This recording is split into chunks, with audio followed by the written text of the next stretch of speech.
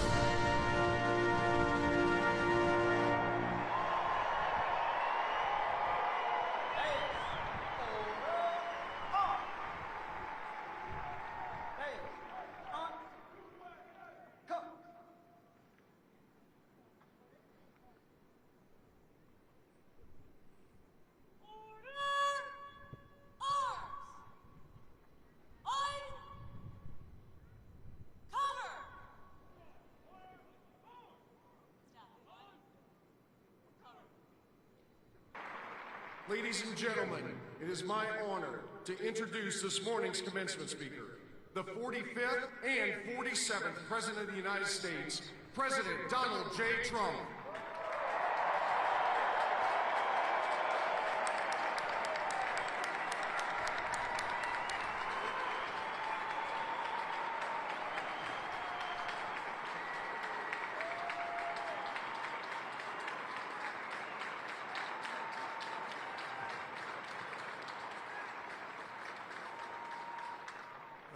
Thank you very much. This is a beautiful place. I've been here many times, going to high school, not so far away.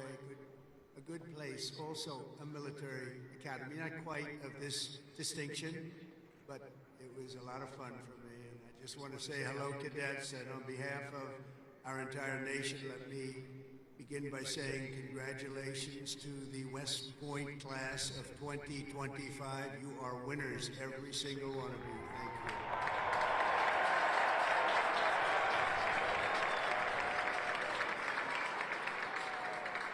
now we want you to relax, and I'm supposed to say at ease, but you're already at ease. You're at ease because you've made a great choice in what you're doing. Your choices in life have been really amazing.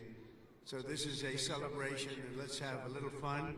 I want to thank your highly respected Superintendent, General Stephen Gillen, and he is really something. I got to know him backstage with his beautiful family, and his reputation, his wife is just incredible. His reputation is unbelievable, and thank you very much. And your daughter is a winner also, just like everybody out there, a real winner. Thank you. Thank you.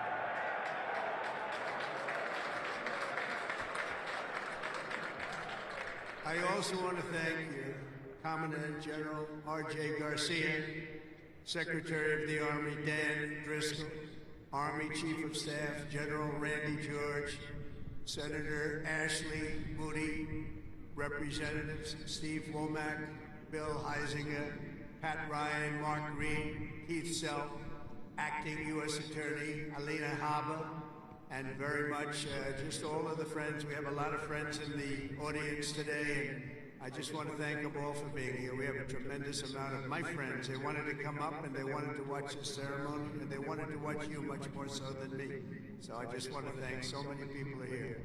Over the past 4 years, an extraordinary group of professors, teachers, coaches, leaders, and warriors have transformed this class of cadets into an exceptional group of scholars and soldiers. And so let's give the entire group, the entire West Point faculty, staff, for their incredible love of you and outstanding devotion to the Corps. Let's give them a little hand.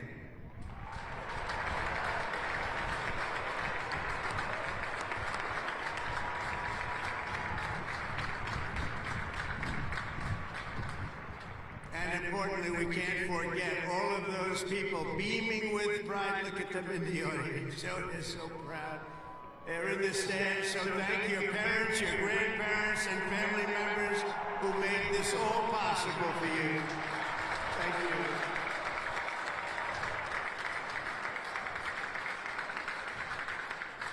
And I think they must have done something right based on what I'm looking at. America loves our military moms and dads. Nearly 1/3 of the cadets graduating today are themselves the children of veterans. So to everyone with us this morning who served America in uniform, no matter your age, please stand so we can salute your service. We'd like to see who you are.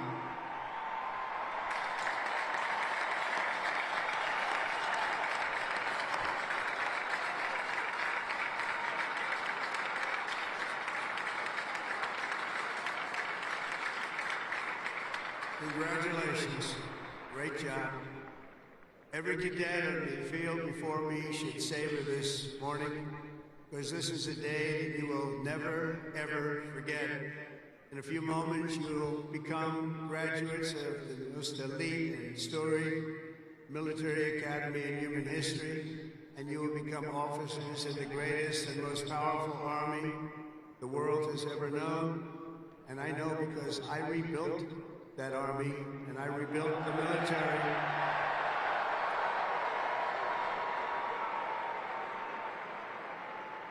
And we rebuilt it like nobody has ever rebuilt it before in my first term.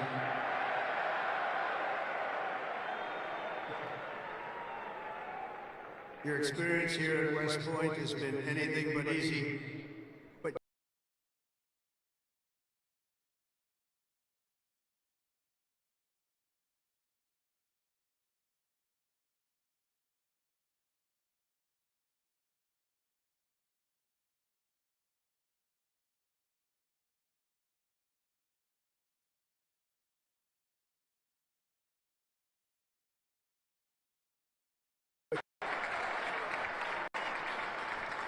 Looking out at all of you today, I can proudly say, mission accomplished. Great job.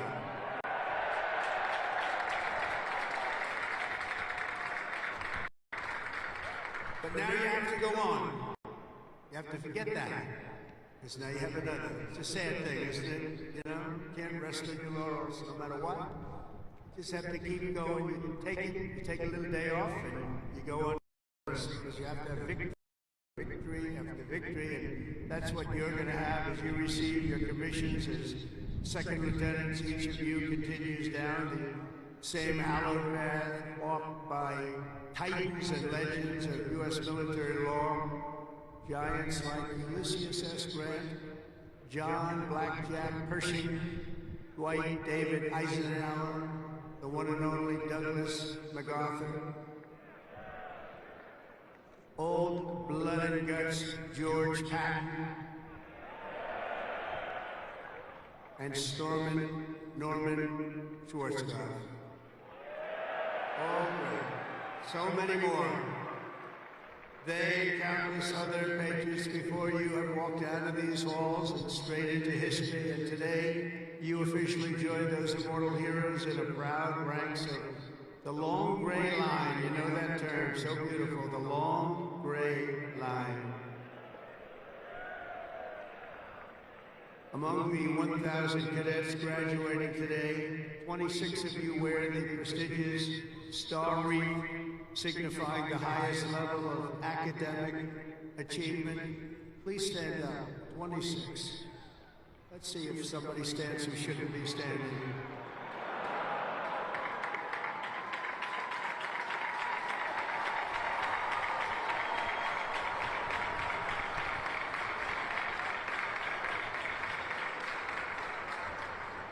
Congratulations, it's a big honor. This class includes an incredible 4 Rhodes Scholars. Stand up, please, 4. Wow.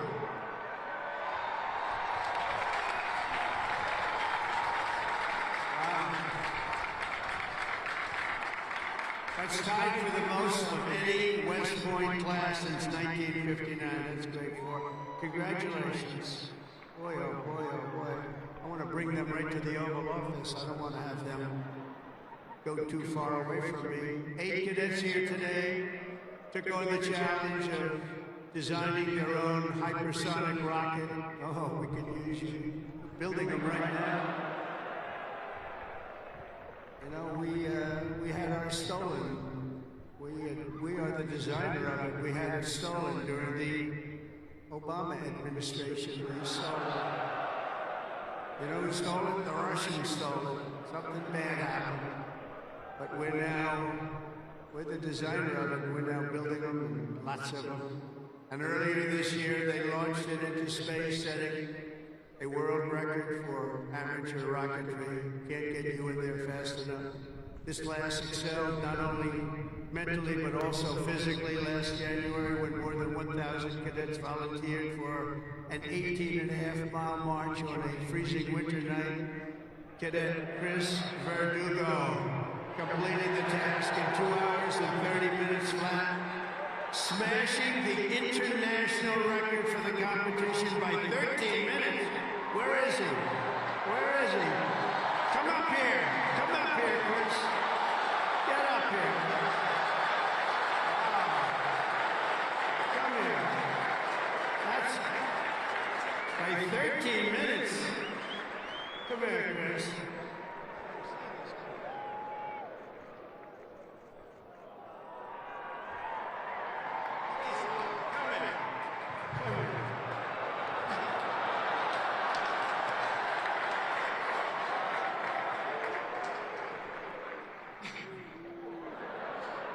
It's been a long 5 years, but I couldn't have done it with any of these guys.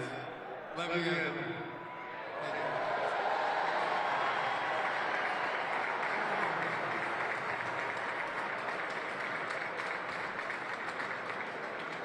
That's great. Keep it going, Chris. That really is a definition of Army strong, isn't it? International. International. This class includes 513 graduates who completed Air Assault School, 70 who completed Airborne School, 8 who made it through the ultra-elite Army Diver School, among the most difficult and grueling programs anywhere on Earth. That includes the first 2 women in West Point history to complete diver school, cadets Megan Cooper and Clara Saber. Where are you? Stand up.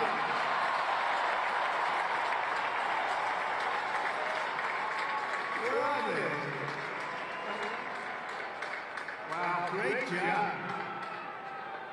That is not easy. Congratulations, Megan and Clara. It's a job well done. Thank you very much.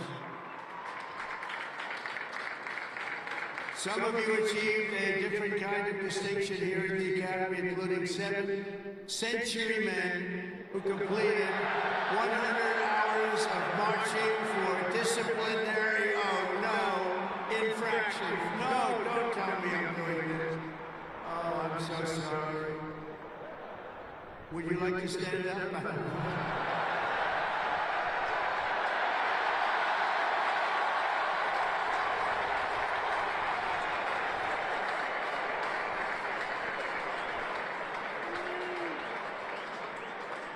I think I saw Chris standing up. Chris, what's going on? Well, you had one good, one not so good, right, Chris? Can't believe Chris is standing up. But we want everyone to leave here today, Chris, so you're going to be okay, because I'm going to do something with a clean slate. So in keeping with tradition, I hereby pardon all cadets on restriction for minor conduct offenses effective immediately, so you're all okay.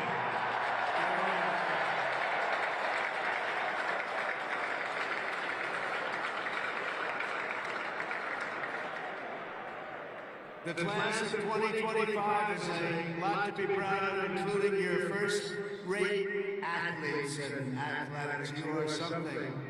I've been watching too. I love the sports stuff. What you've done is pretty amazing. Last year, for the first time ever, Army lacrosse became the #1 ranked men's lacrosse team in the entire country.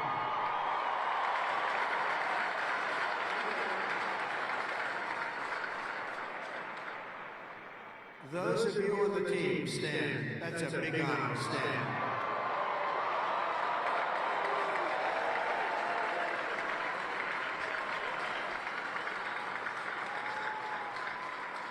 Great.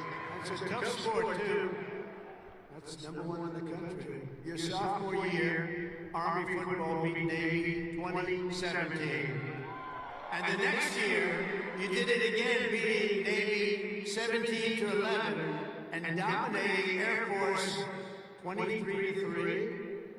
But this year, the Black Knights fought your way into the top 20 nationally and racked up your longest winning streak since 1949 with the help of graduating quarterback cadet Bryson, or as you call him, Captain America. Captain America. Stand up, Bryson.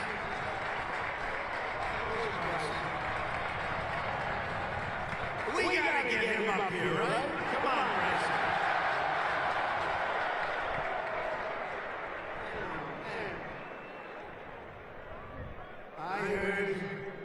I heard he's well, I came to a game. I said, he can get into the NFL, but he chose this life. And you know what? I think he made a good choice. Come on up here, Bryson. Come on up. Wow.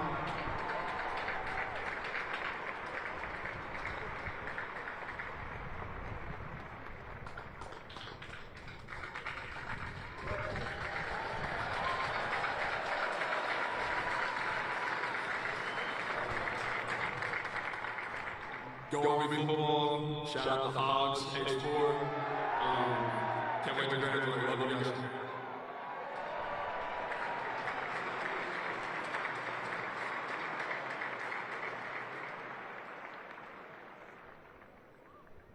I just tapped his shoulders like I hit a piece of steel. That's in good shape.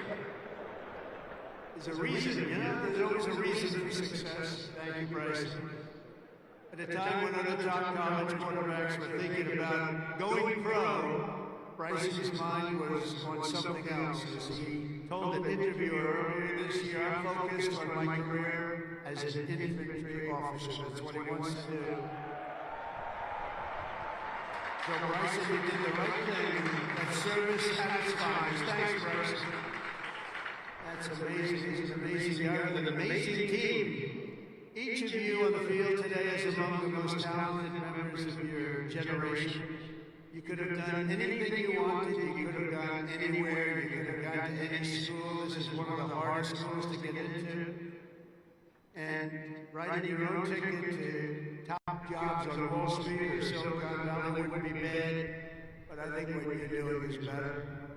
Instead of sports teams and spreadsheets and software, you chose a life of service, very important service, instead of stock options. And I do that stuff, it's sort of boring. Honestly, compared to what you're doing, it's real boring. You chose honor and you chose sacrifice. And instead of business suits, dress shoes, you chose muddy boots and fatigues, keeping yourself in shape. Because West Point cadets don't just have the brightest minds, you also have the bravest hearts and the noblest souls of amazing people. I could not be more proud to serve you as your commander-in-chief, and our country is doing well. We've turned it around very quickly. We've turned it around.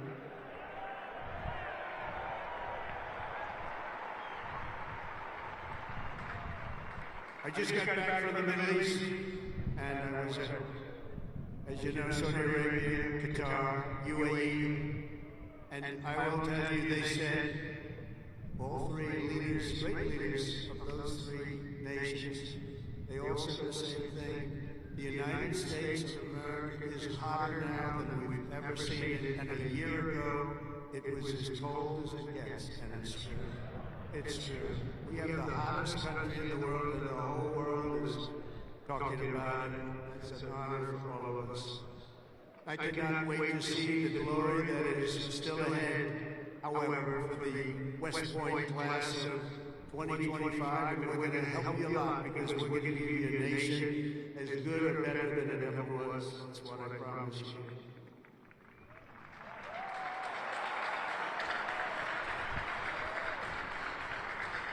All the victories that you've had together in these grounds will soon pale in comparison to the momentous deeds that you'll perform on the mission you're accepting today as a future leader of America's Army.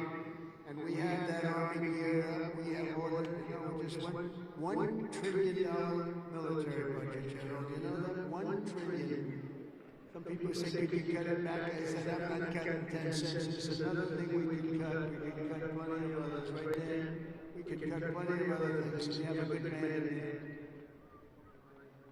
It's a very different warfare out there today. Now they've introduced a thing called drone. A drone is a little bit different. It makes you have to go back and learn a whole new form of warfare. You're going to do it better than anybody else. There won't be anybody close.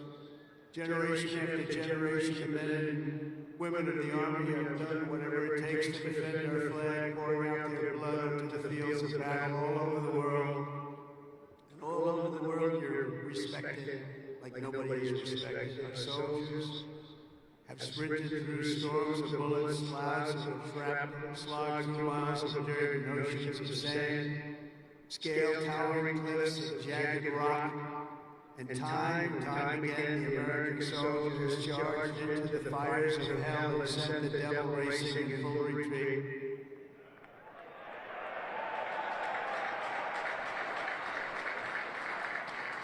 No task has ever been too tough for America's Army, and now that 250-year legacy of glory and triumph belongs to you. The 1,000 newest officers of the greatest fighting force in the history of the world. That's what you are, that's what you're being thought of. Again, you are the first West Point graduates of the golden age of America. This is the golden age. Promise. We're the new age. This is the golden age. And you're going to lead the Army to summits of greatness that has never reached before. You see that. You see what's happening. You see what's going on in the world. Each of you is entering the officer corps at a defining moment in the Army's history. For at least 2 decades, political leaders from both parties have dragged our military to missions it was never meant to be. It wasn't meant to be. People would say, why are we doing this? Why are we wasting our time, money, and souls in some cases? They sent our warriors on nation-building crusades to nations that wanted nothing to do with us, led by leaders that didn't have a clue in distant lands, while abusing our soldiers with absurd ideological experiments here and at home. All of that's ended, you know, all of it's ended strongly. They're not even allowed to think about it anymore. They subjected the armed forces to all manner of social projects and political causes, while leaving our borders undefended and depleting our arsenals to fight other countries' wars. We fought for other countries' borders, but we didn't fight for our own border, but now we do, like we have never fought before. But under the Trump administration, those days are over. We're getting rid of the distractions and we're focusing our military on its core mission, crushing America's adversaries, killing America's enemies, and defending our great American flag like it has never been defended before.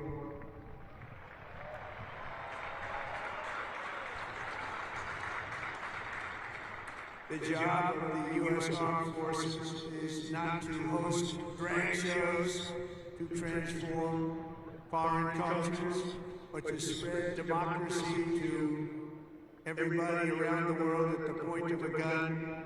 The military's job is to dominate any foe and annihilate any threat to America anywhere, anytime, and any place.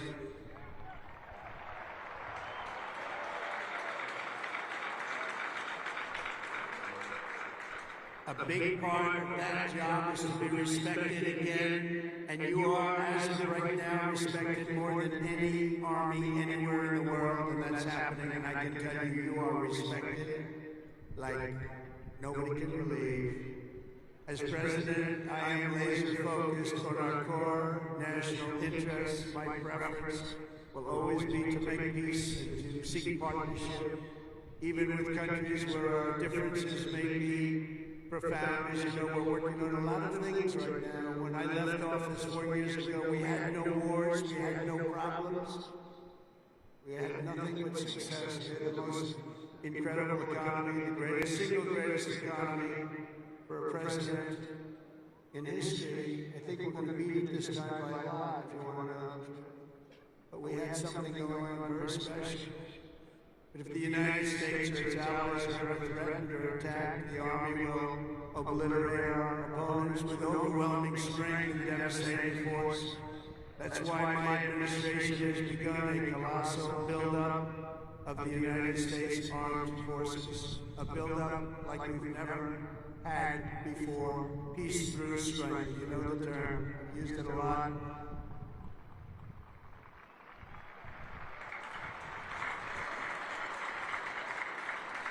Because as much as you want to fight, I'd rather do it without having to fight.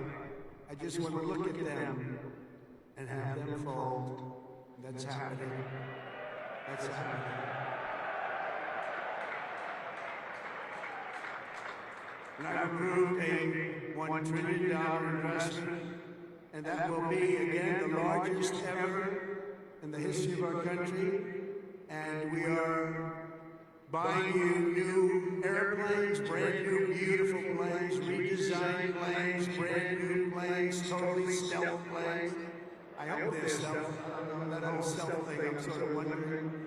You mean if we shape a wing this way, they don't see it, but the other way they see it? I'm not so sure. That's what they tell me. We have the best tanks anywhere in the world. We're going to start shipbuilding again. We're going to start ship. We used to build a ship a day. Now we don't build them anymore. We had a lot of people that didn't know much about getting things built, but that's all I've done in my life is build.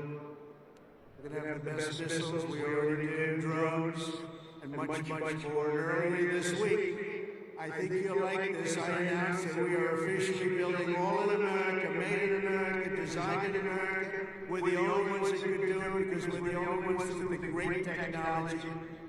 We're building the Golden Dome missile defense shield to protect our homeland and to protect West Point from attack. And it will be completed before I leave office.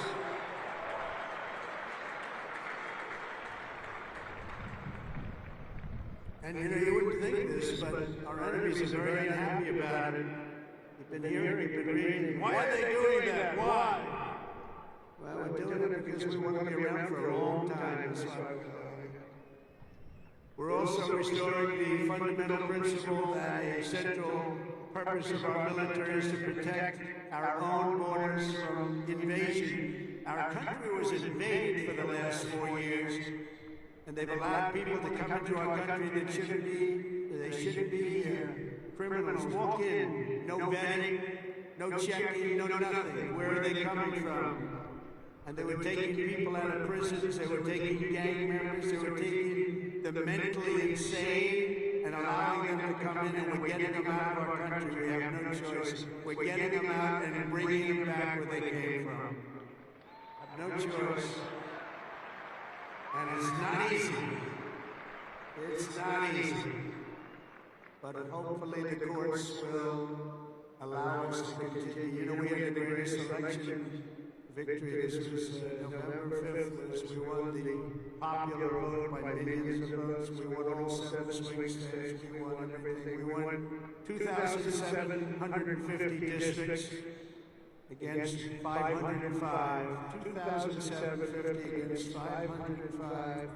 We had a great mandate, and it gives us the right to do what we want to do to make our country great again, and that's what we're going to do. And on day one, I deployed our military to the southern border, and since that day, we've reduced the number of illegal border crossings, where there used to be hundreds of thousands of people coming into our country a day. We had nobody come in the last week and a half. We were at 99.999%. 99.999. I was with the help of our military. We had one person come in. One. You know why? He got very sick. We brought him through, to have him brought to a hospital. One person. And for that, please don't hold me responsible, but that's okay. They did the right thing. Gone are the days where defending every nation but our own was the primary thought. We are putting America first. We have to put America first. We have to rebuild and defend our nation. And very shortly you're going to see a nation better than it's ever been. And you see that with the trade. For years we've been ripped off by every nation in the world on trade. We've been ripped off at the NATO level. We've been ripped off like no country has ever been ripped off. They don't rip us off anymore. They're not going to rip us off anymore. And you're seeing it. You have to watch what we're doing in trade. I know it's not your primary thing, but it's quite important in all fairness. But watch, you'll see what's going on. Been reading about it over the last few days. We're making deals with other nations that were nobody thought it would be even possible. And the reason is very simple. They respect us again. They're respecting our country again. That's what we want. And everything we do, we are bringing common sense back to America. It's all about common sense. We can say we're liberal, we're conservative. The new word is progressive. They don't like using the word liberal anymore. That's why I call them liberal. But whatever you are, you know, most importantly, you have to have common sense, because most of it's about common sense when you get right down to it. And we have a lot of people with a lot of very smart people, but they have to have common sense. We've liberated our troops from divisive and demeaning political trains. There will be no more critical race theory or transgender for everybody forced onto our brave men and women in uniform or on anybody else for that matter in this country. And we will not have men playing in women's sports, if that's okay.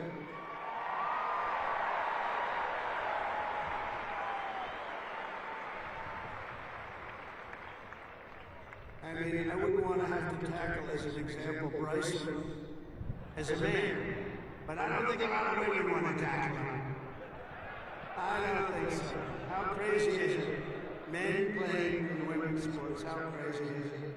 So ridiculous, so demeaning to women. And it's over. That's over. We've ended it. And promotions and appointments will not be based on politics or identity, they'll be based on merit. We won that case in the Supreme Court of the United States. We're allowed to go back to a system of merit. We're a merit-based country again today.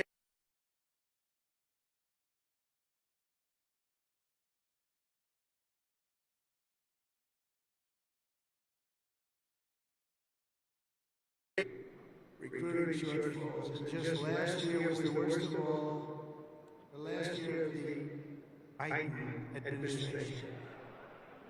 We couldn't get anybody to join our military. We couldn't get anybody to join our police or firefighters. We couldn't get anybody to join anything. And right now, just less than a year later, we just set a brand new peacetime recruiting record. The most people joined, and we are brimming. In fact, be careful. Somebody's going to try and take your job. Be careful. You better be good. We are brimming with confidence, and we're brimming with people. We had the best recruiting month that we've had in memory. Nobody remembers anything like it. And that's all because they have spirit now. They have spirit. They have a spirit for our country. And now everybody wants to be doing what you're doing. Think of that. So it's really a great honor, I will say. And I'm pleased to report that by next week, the Army is expected to surpass its recruiting targets for the entire year, something that hasn't happened in 28 years where we've had that. So that's pretty good.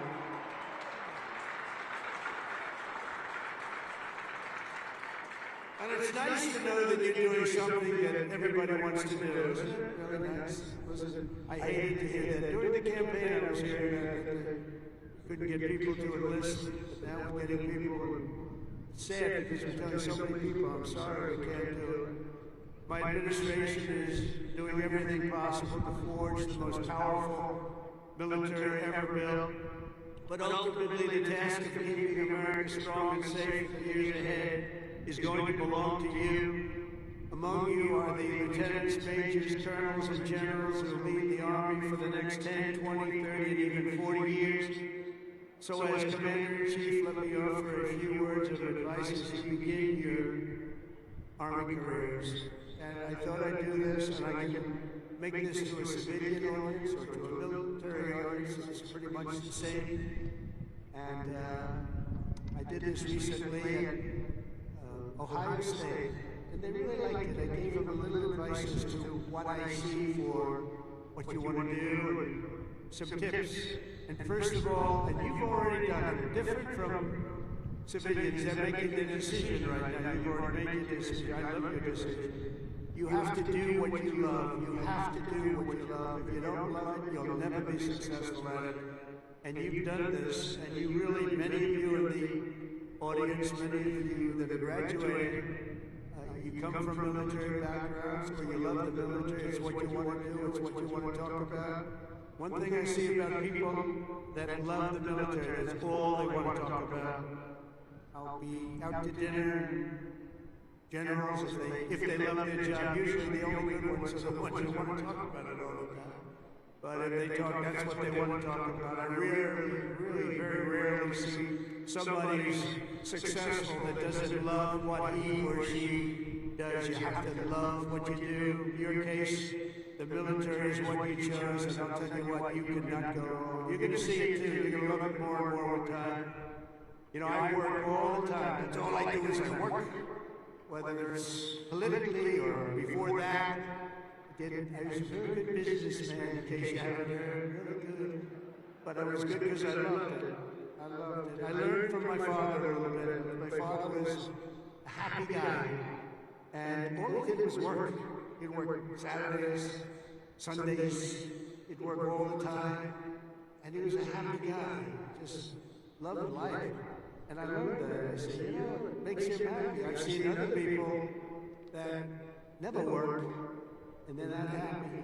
You gotta love it, otherwise you won't be successful in the Army. There are a lot of different paths you can take, so follow your instincts and make sure that you take the path that you love, that you're doing something that you love within your military. You will be happier, the Army will be far stronger for it. Second is to think big. always think big. If you're going to do something, you might as well think big, do it big, because it's just as tough, and sometimes it's a lot easier thinking big than doing a small task that's more difficult. One of your greatest graduates, General Eisenhower, used to say, whenever I run into a problem that I can't solve, I always like to make it bigger to solve it and solve more of it. If you're going to solve a problem, it might as well be a big problem as opposed to a small problem that lots of people can take advantage of and solve. So you can achieve something really amazing. Think big. Third, though, you got to do this. Brain power you have to have. Potential you have to have. But to be really successful, you're always going to have to work hard. An example is a great athlete, Gary Player, great golfer. He wasn't as big as the other men that were playing against him, great, big, strong guys. Gary was a smaller guy. I don't want to say too sweet. A friend of mine gets angry at people because he hits the ball just as far. He said, I hit the ball further than them. Why am I small? But he worked very, very hard. He was always doing exercise. He was well ahead of his time. He never stopped. He won 168 golf tournaments. He won 18 majors, 9 regular and 9 on the senior tour. 18 with 168. That's the most tournaments internationally. The most tournaments anybody's ever won. But he made a statement years ago, and I heard it. He's the first one. I think I've heard it a couple of times since, but he was the first. He said, it's funny. The harder I work, the luckier I get. And think of that, the harder I work, the luckier I get. And he worked hard, and you're working hard, and the harder you work, the luckier you're going to get. Fourth is, don't lose your momentum. Momentum is an amazing thing. Keep it going. I tell a story sometimes about a man who was a great, great real estate man. It was a man who was admired for real estate all over the world, actually, but all over the country. He built 11 towns. He started as a man who built one house. Then he built 2, then he built 5, then he built 20, then he built 1,000, then he built 2,000 and 3,000 a year. And he got very big, very big. He was great at what he did. You see him all over the country, still 11 towns. This was a long time ago. He was the first of the really, really big home builders. And he became very rich. He was a very rich man. And then he decided to sell. He was offered a lot of money by a big conglomerate, Gulf and Western, big conglomerate. They didn't do real estate. They didn't know anything about it, but they saw the money he was making. They wanted to take it to a public company. And they gave him a lot of money, tremendous amount of money, more money than he ever thought he'd get. And he sold his company. And he had nothing to do. He ended up getting a divorce, found a new wife.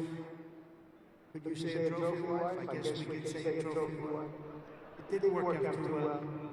But it doesn't work out too well. I must tell you, a lot of trophy wives doesn't work out. But it made him happy for a little while at least. But he found a new wife. He sold his little boat. He got a big yacht. He had one of the biggest yachts anywhere in the world. He moved for a time to Monte Carlo, and he led the good life. And time went by, and he got bored. And 15 years later, the company that he sold to called him, and they said, the housing business is not for us. You have to understand, when Bill Leonard was hot, when he had momentum, he'd go to the job sites every night, he'd pick up every loose nail, he'd pick up every scrap of wood. If there was a bolt or a screw laying in the ground, he'd pick it up and he'd use it the next day, putting together the house. But now he was spoiled, and he was rich, he was really rich. And they called him, they said, this isn't for us, this business, we do other things. Would you like to buy it back? We'll sell it back to you cheap. And they did. He bought it. He bought it. He thought he made a great deal, and he was all excited. But it was 15 years later. He lost a lot of momentum. Remember the word momentum. And he lost everything. It just didn't work. He lost everything. And I was sitting at a party on Fifth Avenue one night, a long time ago, and yet the biggest people in New York, the biggest people in the country were all in that party. They were all saluting each other, how great they were. They were all telling each other, I'm greater than you. Gets me really, gives you a headache sometimes. But they had all these people that were telling their own stories about how fantastic a cocktail party, and I looked over, and I was doing well. I was invited to the party, so I had to be doing well. I was very, very young. But I made it in real estate, and I looked over, and at the party, sitting in the corner all by himself, nobody was talking to, was Mr. Levin. He had just gone bankrupt, lost everything. He lost everything. His home, everything. And I went over and talked to him because he was in the real estate business, and I love real estate. I said, hello, Mr. Levin, how are you? He said, hello, Donald, it's nice to meet you. He knew me from being in the business. I said, so how's it going? He goes, not well. It's really not going well, as you probably read. It's been a very, very tough period for me, son. I said, so what happened? Is this anything you can do? He goes, no, there's not a thing I can do. He said, I'll never forget. He said, I've lost my momentum. I just didn't have it. I used to have it, but I lost my momentum. So it's a story I tell, and you have to know when you have the momentum, but sometimes you have to also know when you've lost the momentum. And leaving a field, sometimes leaving what you're doing, sometimes is okay. But you gotta have momentum, but you have to know that momentum is gone. You have to know when to say, it's time to get out. And it's a very sad story. I remember that story so well, like it was yesterday. Fifth, you have to have the courage to take risks and to do things differently. Eisenhower again was threatened with court-martials as a young officer for advocating the new doctrine of tank warfare. Billy Mitchell was thrown out of the Army for pioneering the use of air power. They said, what do you mean air power? Don't be ridiculous. People willing to try and do things differently. It's never going to be easy for them, but they're the ones that are going to really do the important things. They're the ones who are going to make history. So don't be ashamed and don't be afraid. This is a time of incredible change, and we do not need an officer corps of careerists and yes men and people that want to keep it going the way it's been, because it changes rapidly, especially what you're doing. Because believe it or not, you're in a business, profession, where things change as rapidly like warfare, the type of warfare.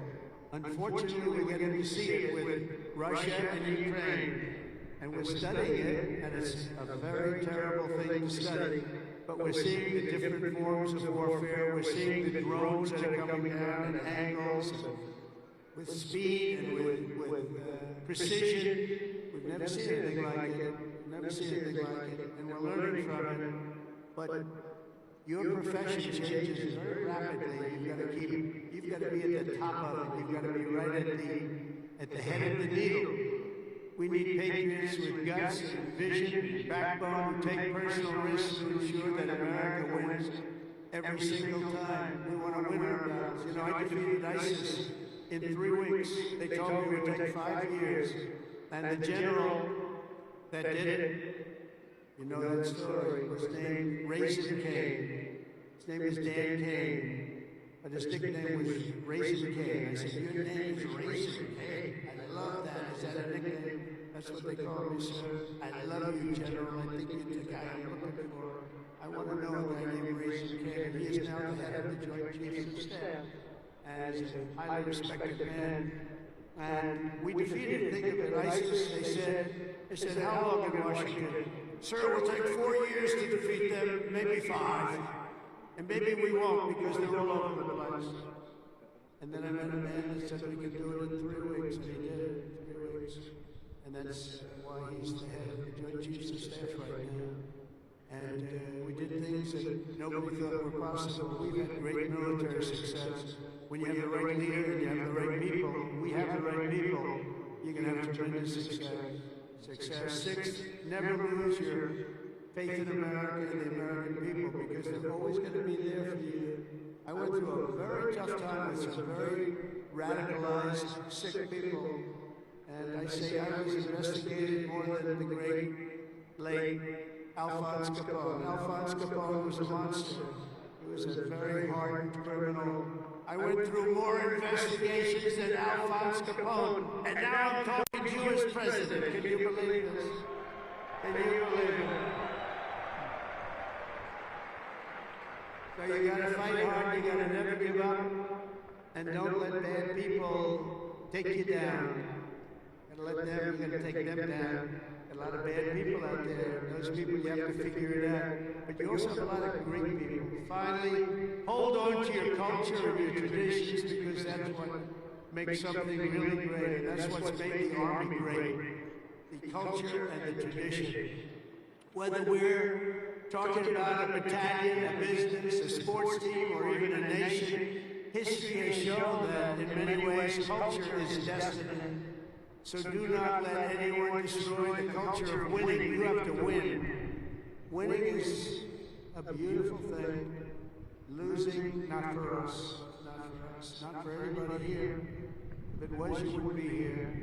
From the earliest days of our nation, this supreme tradition of American military service has been passed down from soldier to soldier and generation to generation. And it's a beautiful thing to watch. Graduating today is Cadet Ricky McMahon, Ricky's great-grandfather.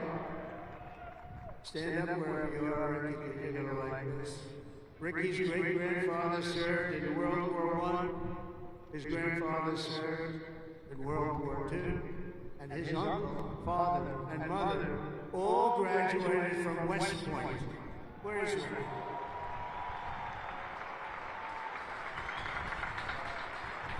In 2004, when Ricky was just a little tiny boy, who would think about that, Ricky, a little tiny boy? His dad, Lieutenant Colonel Michael McMahon, made the ultimate sacrifice for our nation in Afghanistan. Today, Lieutenant Colonel McMahon rests not far from here in the West Point Cemetery. Last year, 2 decades after losing his father, Ricky placed a gold chip from his dad's 1985 class ring into a crucible along 87 other rings were with it of past West Point grads that were melted down to forge those now worn by the class of 2025. You all know that? You know what you wear? I want one. Ricky, I want one. Each of you will carry Michael's memory with you always as you continue the legacy he gave you and gave you something that would be so proud. He would be so proud. He is proud. He looks down. To Ricky and his mom, Jeanette, you embody what this place is all about. And I know Michael, he's up there. He's smiling broadly. He's so proud. He's so proud of you today. You know that. And as a man, couldn't be, and he is a man that couldn't be more proud. And I want to I just love that story. Everybody's ring, they're going to remember you, they're going to remember your family, and most importantly, you're going to remember a great tradition. It's a great tradition of West Point and of winners. Thank you very much. It's great to meet you. Thank you. You can sit down. You want to come up? If you want to come up, come on, come on. Come on.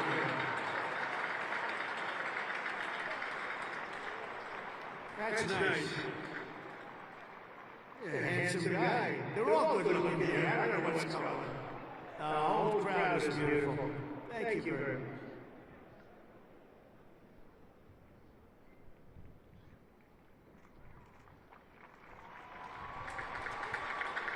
I'd like to thank my mother. I'd like to thank my family. And I'd like to thank G3, Go Gophers.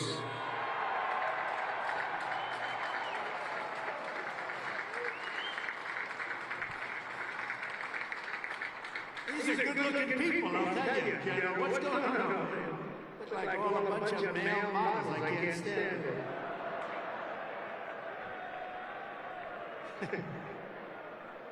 For 2.5 centuries, our republic has endured because of heroes like Michael, have laid down their lives for America, and because young people like all of you have picked up the banner of service and carried forward the flag of freedom from Lexington to Yorktown, from Gettysburg to Sicily, and from Incheon to Fallujah.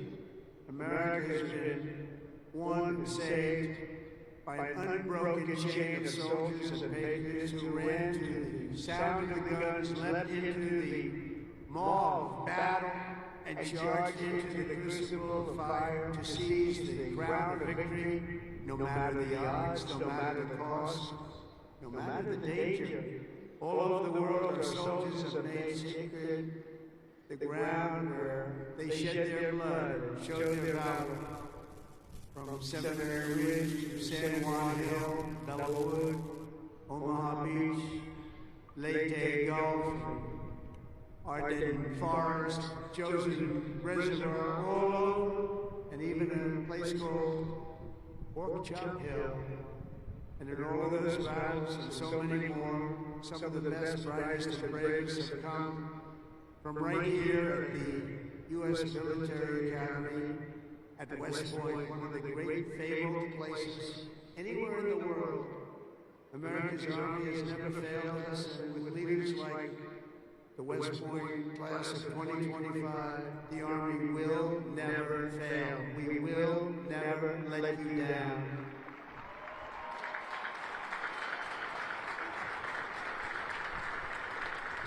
And over the last week, I had the honor of speaking to the heads of many countries, and they would say, 2 weeks ago, they said, the 8th, they said, "Sir, we're celebrating the victory today of World War II."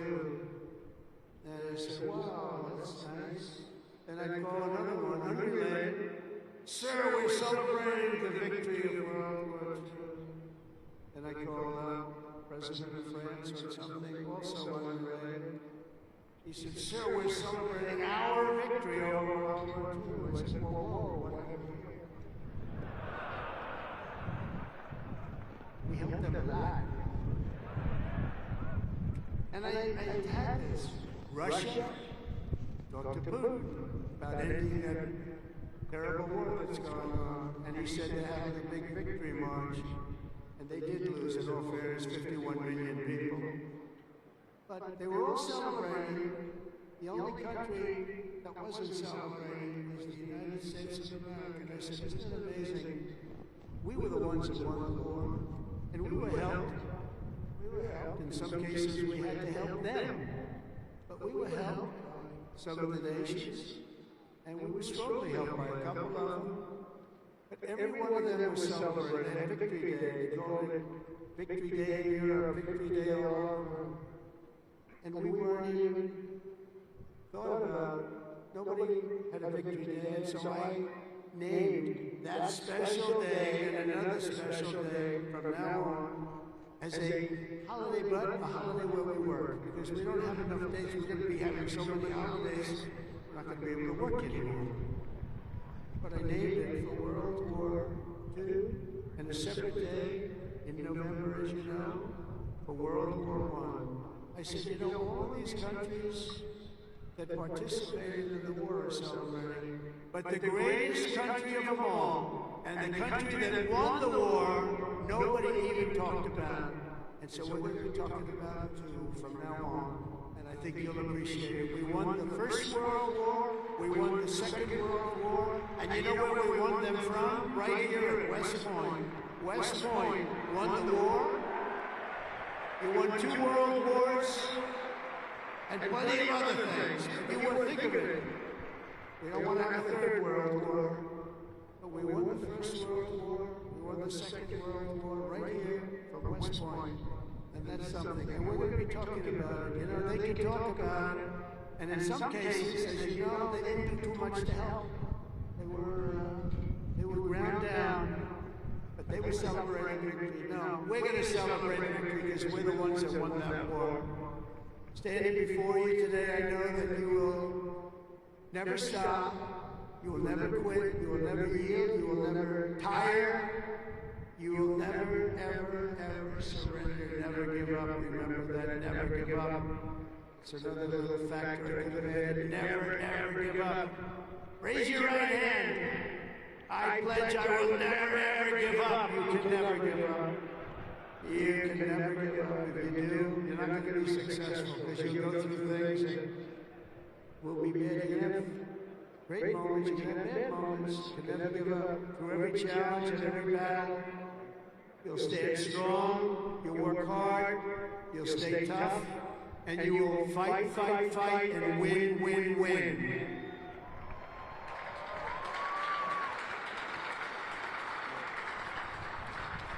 So I want to just congratulate you all. I'm going back now to deal with Russia, to deal with China. What's that all about?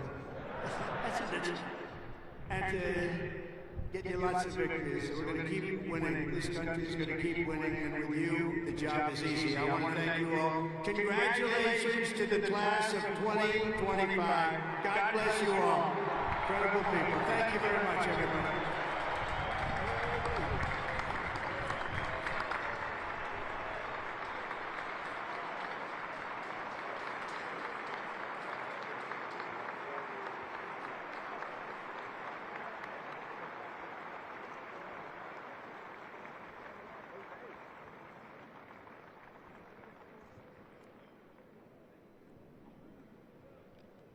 Ladies and gentlemen, at this time, please remain standing for the presentation of the class gift.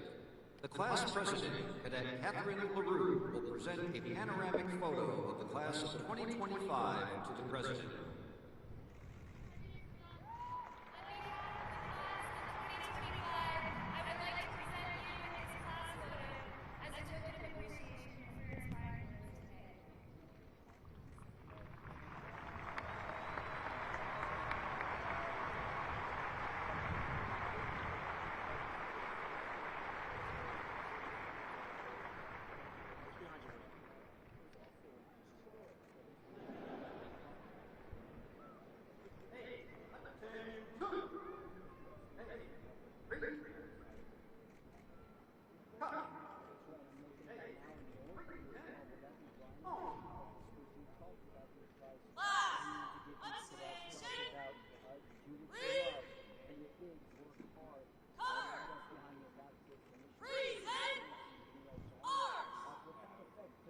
Ladies and gentlemen, please rise for the departure of the president.